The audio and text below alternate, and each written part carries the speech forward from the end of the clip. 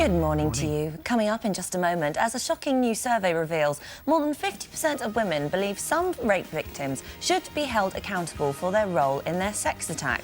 We ask, are women sometimes to blame? That's coming up next. Are women really sometimes to blame for rape? Or does no really mean no? This week, a new survey has revealed that a shocking 54% of women believe some rape victims should be held partly accountable for their sex attack, with more than 1 in 10 saying that dancing provocatively, flirting or wearing revealing clothing meant that women were sending out the wrong signals. With us now, journalist Carol Malone, who believes women should take responsibility for their behaviour, plus Ruth Hall from Women Against Rape. Good morning. Thank you both for being here. So, Ruth, let's start off with you. Are you shocked about the findings in this survey?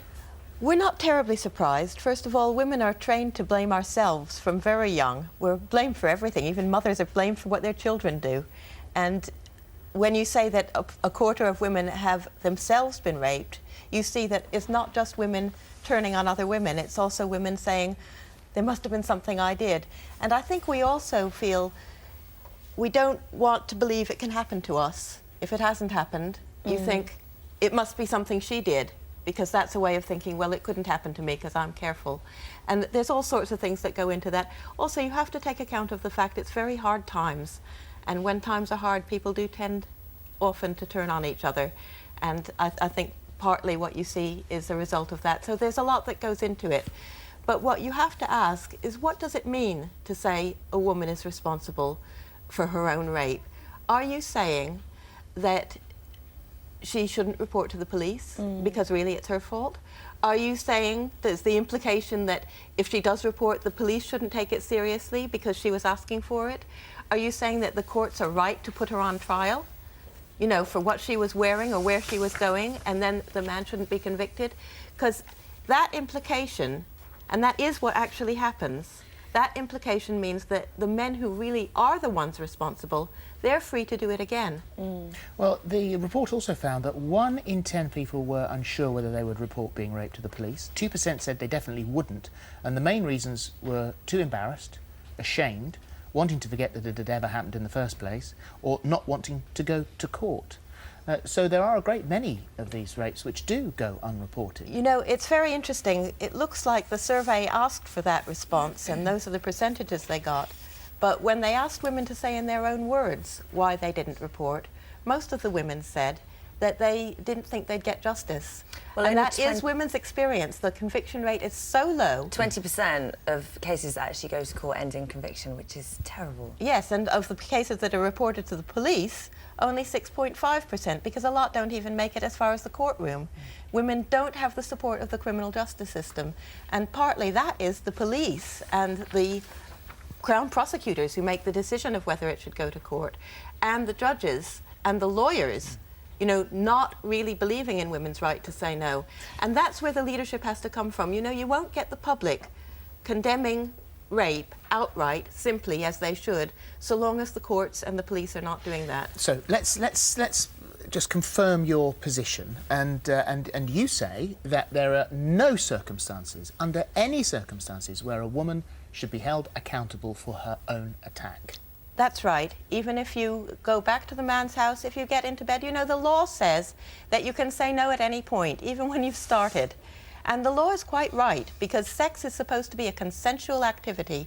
If it's not consensual, it is violence, and it is suffered as violence whether you know the man or whoever he is, whatever the circumstances.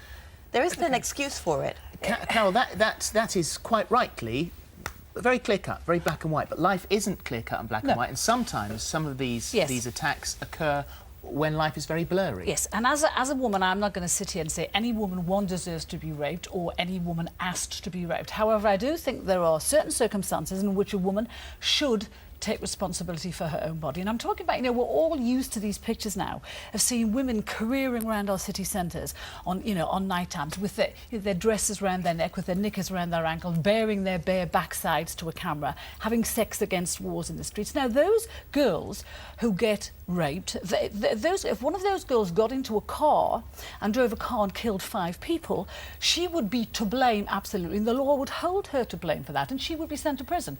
If that same woman goes back back to someone's house with a man who's equally as drunk as her, why would he be expected to take responsibility and not her? She is responsible for the state she gets into. And I think what Ruth is saying, you can't say never, ever. Women have to be responsible for what they do. I think, you know, a woman, the blurry thing, the women dressing provocatively, yes. I think, you know, you should be able to wear a short skirt. But or what a thing. one person finds provocative, another person might not. course. So there's different levels of that. So that's very difficult to say, if you dress provocatively, then you deserve to have this if you have if you go out wearing a Jordan type belt as a skirt and you have your boobs hanging out, you should be allowed to wear whatever you want. I said right at the start of this that I as a woman, I can never say a woman deserves to be raped. But what I'm saying is you're sending out signals. And I think in this day and age, when rape and murder is on the increase, women have a responsibility to take care. There's a story in the papers today of Jenny Murray, who was raped when she was young, and she said she went out in a short skirt. She also said she would today tell, she was raped, she says today she would tell her daughter